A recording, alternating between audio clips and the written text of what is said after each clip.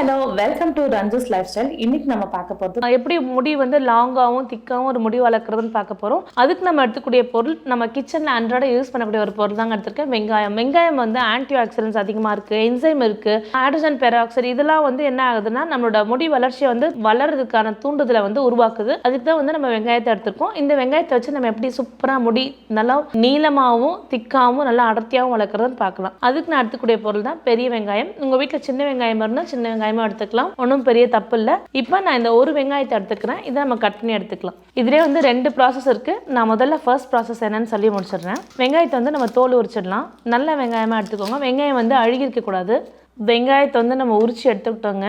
இப்போ இந்த வெங்காயத்தை வந்து நம்ம நல்லா ஸ்லைஸாக கட் பண்ணிக்கலாம், சின்ன சின்னதாக. ஸோ வெங்காயம் வந்து நான் வாஷ் பண்ணி எடுத்துக்கிட்டேன். நான் இது வந்து இப்போ வெங்காயத்தை நான் கட் பண்ணி எடுத்துக்க போகிறேன். வெங்காயத்தை வந்து எப்படி வேணால் நீங்கள் கட் பண்ணிக்கோங்க, இப்படி தான் கட் பண்ணால் எதுவும் கிடையாது. நம்ம மிக்சியில் போட்டு அரைக்க தான் போகிறோம். நம்ம வெங்காயம் அழுகாமல் இருக்கிறத மட்டும் பார்த்துக்கோங்க. ஸோ வெங்காயத்தை வந்து சின்ன சின்ன பீஸஸாக குட்டி குட்டியாக கட் பண்ணிக்கலாம் ஓரளவுக்கு. ஏன்னா மிக்ஸி ஜாரில் போட்டு நம்ம கிரைண்ட் தான் பண்ண போகிறோம். ஸோ அதனால் ஓரளவுக்கு கட் பண்ணிக்கிட்டேன். இப்போ நான் மிக்ஸி ஜாரில் போட்டு இதை வந்து நல்லா கிரைண்ட் பண்ணி எடுத்துக்க போகிறேன். மிக்ஸி ஜாரில் போட்டாச்சு. இப்போ நம்ம கிரைண்ட் பண்ணி எடுத்துக்கலாம். மிக்ஸி ஜாரில் வந்து நம்ம போட்டு அரைச்சிக்கிட்டோம் வெங்காயத்தை. இப்போ என்ன பண்ணலாம் அப்படின்னா, இந்த அரைச்ச வெங்காயத்தை ஃபில்டர் பண்ணி எடுத்துக்கலாம். இப்போ நம்ம வந்து இந்த ஃபில்டரில் எடுத்துக்கலாம்.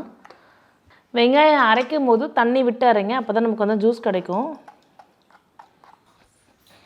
ஸோ இந்த வெங்காயம் ஜூஸ் வந்து நம்மளோட ஸ்கேல்பில் எப்படி அப்ளை பண்ணுறோன்னு நான் காமிக்கிறேன்.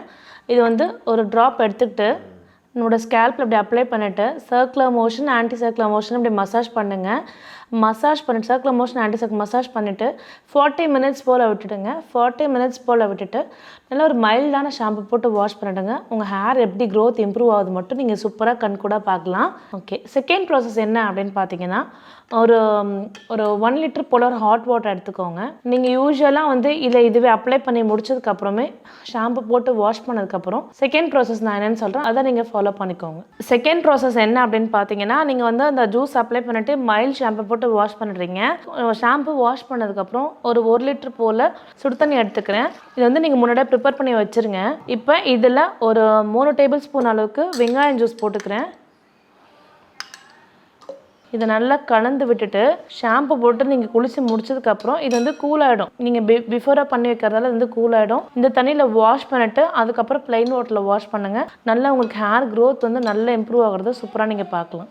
இந்த டிப்பை உங்கள் வீட்டில் ட்ரை பண்ணி பாருங்கள். ட்ரை பண்ணி பார்த்து எப்படி இருக்குன்னு கமெண்ட்டில் சொல்லுங்கள். மீண்டும் ஒரு நல்ல வீடியோ டிப்ஸ் சந்திக்கிறேன். நேட்டல் தனட்ஸ் bye from Sasikala Suresh. Bye bye, take care.